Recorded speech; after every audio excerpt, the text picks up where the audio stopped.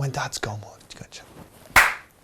New bikes, future tech and some old problems. The 2023 World Cup Downhill Series saw some amazing racing, but what can we learn from all the action and cutting edge technology, and what might it mean in 2024?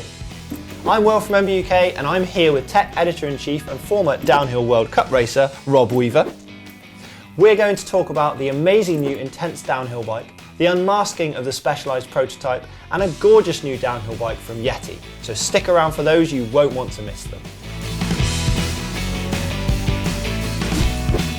Rob, what a season it's been. First, before we get into the tech, let's hear your summary of the racing action. Well, you've already said it. It was incredible. I guess the first thing we need to talk about is probably the elite women.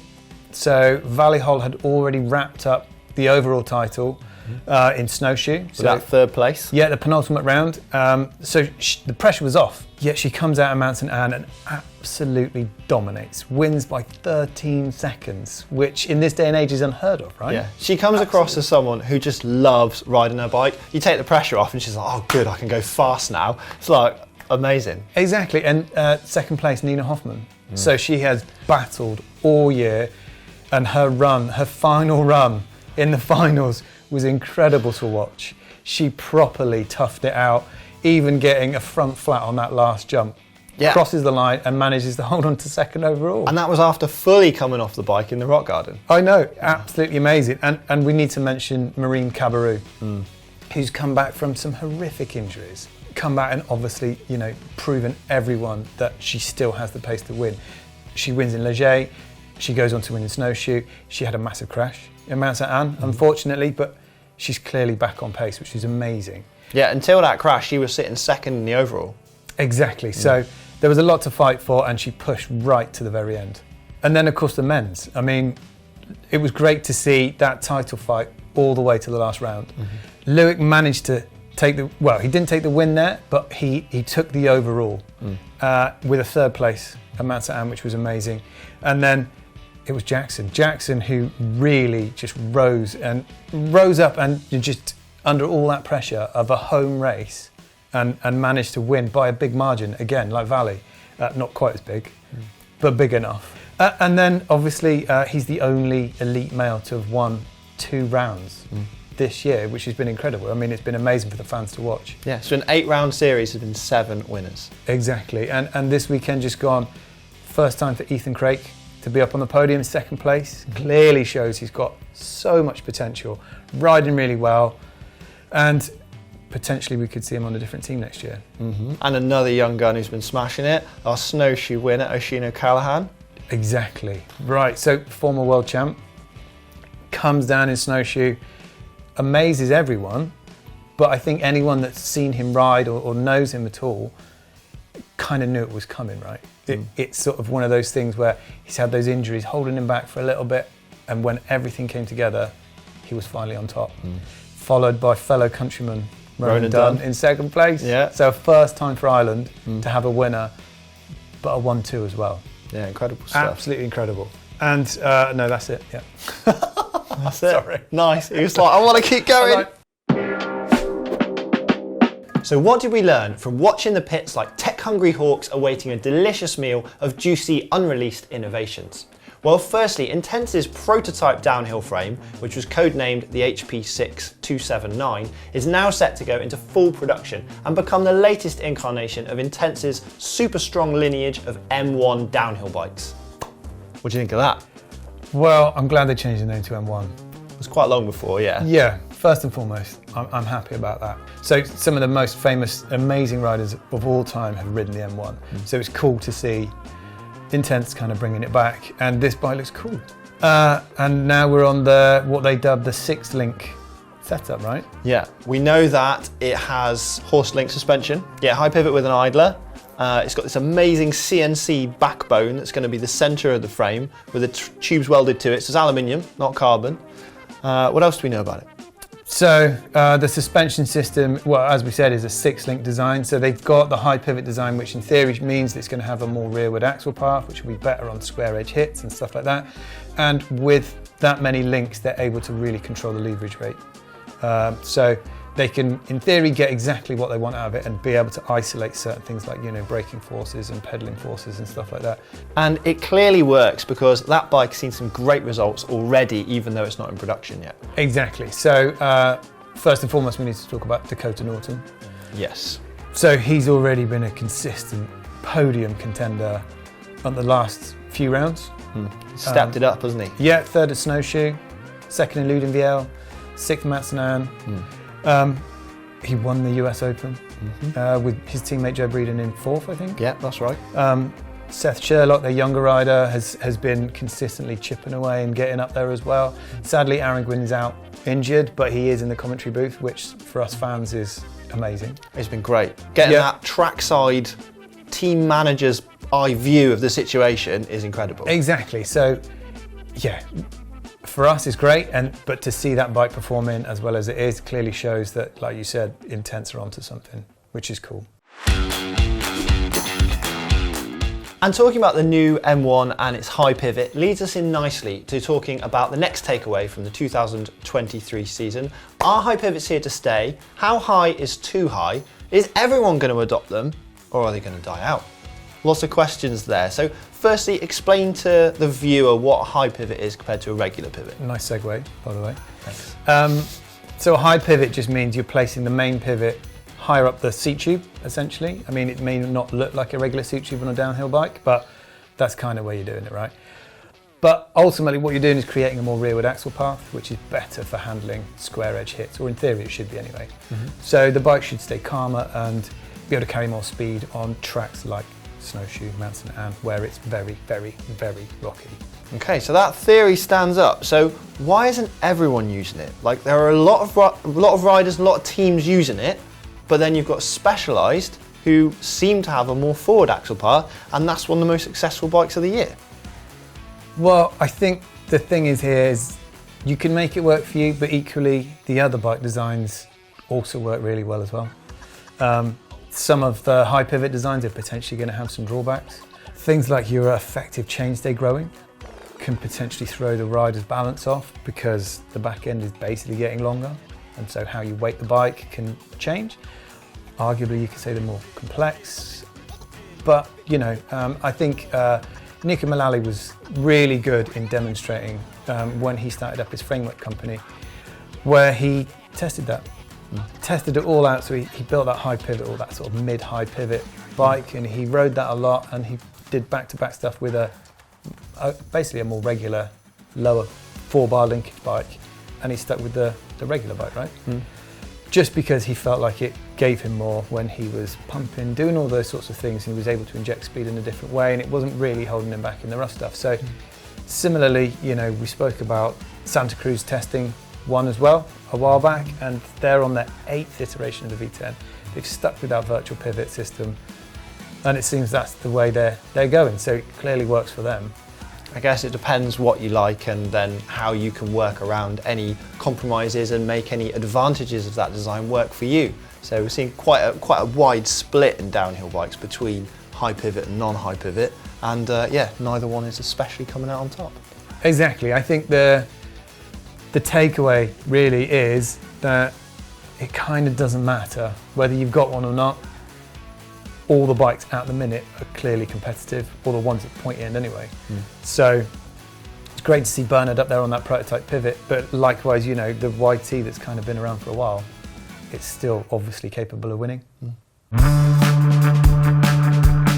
29er versus Mullet. The battle rages on. Modern downhill bikes all use a 29-inch front wheel, but the jury is out on whether having a matching 29-inch wheel on the rear or a smaller 27.5-inch wheel out back is better. Rob, what are the possible advantages and disadvantages of running a Mullet wheel setup? Well, I hope Mullet's not going out of fashion, because I'm kind of growing mine in now. You're rocking it. Jackson Goldstone's got one as well. Well, yeah, I mean, if I could ride at 1/10 of his pace, I'd be more than happy.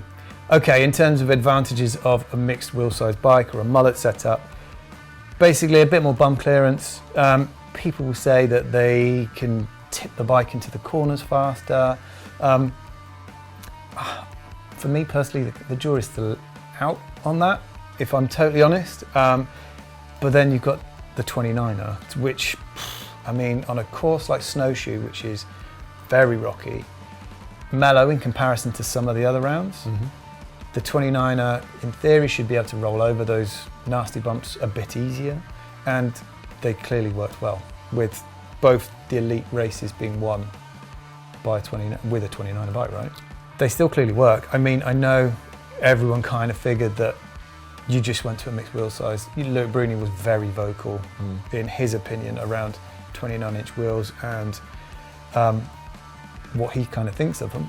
But, you know, I guess it's downhill racing, right? If it's faster, it's faster. That's what you've got to run.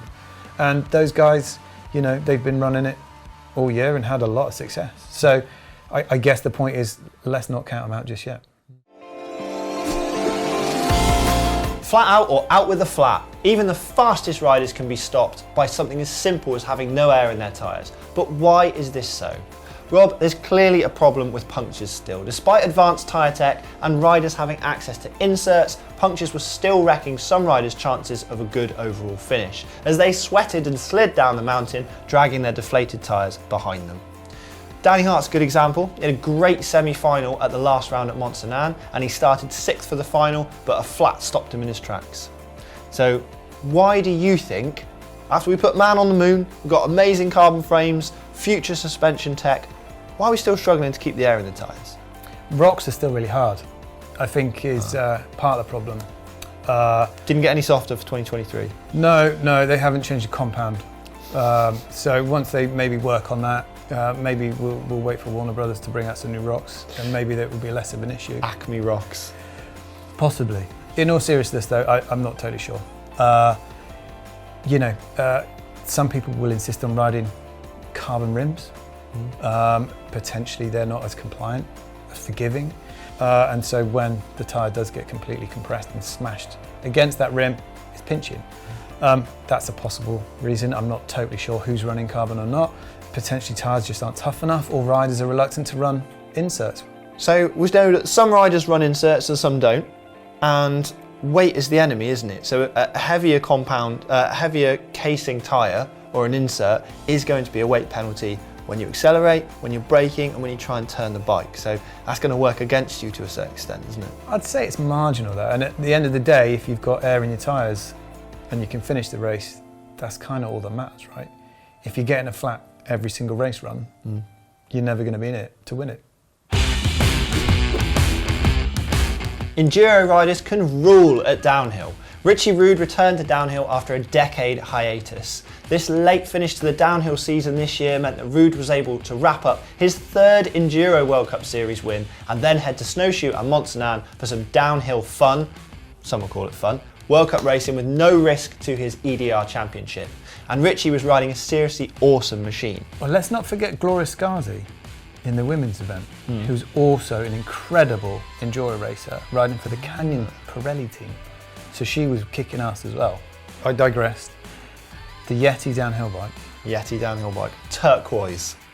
I mean, it's currently under their special project banner, whatever that means. I'm guessing it's a sort of a pre-production.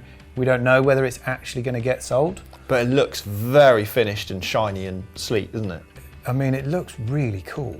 I mean, not that we should be judging bikes just by how good they look, but this thing looks mean. I'd like one. It has, by the looks of it, an adaptation of their Sixfinity suspension system, which is what they use on the 160E electric bike, their mountain bike. So a 6-bar linkage.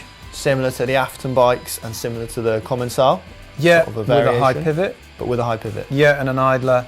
It's a carbon frame, which seems in this sort of phase kind of unusual because it's very expensive to make a carbon bike. Yeah, seeing a lot of prototypes like the Yeti, but made of aluminium or lugged with carbon tubes, was the Yeti's full carbon, right? Exactly. So whether that means it's closer to production than they're letting on, I'm not sure. And it clearly works. I mean, don't get me wrong, I kind of think that Richie would make anything work. He is a seriously decent operator, isn't he, on a bike? Former junior world downhill champion. Yeah, and he's had 10 years away from racing World Cups, which is incredible for him to just come back and be up to pace. So it's great to see that bike out there and Yeti behind it. The artist formerly known as the Specialized Project Black downhill bike has now been unmasked, but will it be renamed as the new demo? This super successful race bike has been hidden for 2 years whilst in development, but has amassed an impressive amount of podiums and wins under Loic, Super Bruni and Finn Isles. Unfortunately, we didn't see any secret Öhlins shock wizardry under the cover, just a standard Öhlins coil shock, and that has led to speculation. Was a special electronic lockout the reason why the cover was there in the first place? A pedal platform? Who knows? But enough about what we can't see. Rob, what could we see once the cover was removed? What can we see? Well, the massive CNC swing arm. So it still uses that sort of horse link, so it's chainstay pivot. There's a massive pivot which sits roughly in line with the chainring. That swing arm, when it moves, it pulls a rod, which then pulls on an actuating link, which compresses the shock. So I think we were expecting to see something out of this world. Yeah. When the reality is, it's kind of stuff we've seen before, right? It looks like, if you look really closely, they've etched different numbers on the links, which suggests that there's all sorts of different things that they can change and do to manipulate certain different things, whether they're changing them purely for feel or to adapt to tracks, we don't know yet. It's kind of back to what it was like in the late 90s with all that super secretive full factory team support where the bikes were one-offs. You know, it was designed for the rider to win a race, and even if every single bolt fell off, as soon as they rolled across the finish line, job was done. It didn't need to last a year. You know, I would assume that this is what Specialized use in order to help develop other bikes, and it sounds like from their Instagram post that's kind of what they're up to. You imagine having a bike set up by their mechanics and having a go at riding it. Those bikes always look like they work the best. Just planted and smooth on the ground. It's unreal how good they look. So I can only imagine it must be an incredible experience to ride one. And it's so cool to finally see that box come off. Yeah, it's been a long time of conjecture around the office. Exactly, yeah. So we can put that to rest, and we've actually got something to look at now. Well, I'm already excited for the 2024 season. It's set to kick off in Europe at the start of May, so stay tuned to that. If you enjoyed this video, click here for more great tech content, and don't forget to subscribe to BikeRadar for more videos like this one. Cheers, Rob. You need to go full Jackson Goldstone. I think you should perm the top and then let the back grow even longer. Have quarterly haircuts. I just can't be arsed. Awkward small talk. I just don't like the, what's your game? No. Oh, see, my hairdresser is in a scar band and we're going to Ratwell together. Well, that's fine. Sorted, but I'm mate. not going to drive to Cardiff. I already don't like parting with the money for a haircut, let alone having to drive to Cardiff. Sleep When You're Dead salon in Cardiff, right? Right. Owned by Pritchard from Dirty Sanchez. Is it? Yeah. Oh yeah, I might go there. Isn't that cool? Yeah. And they do tattoos as well. You could get full sleeve while you're there.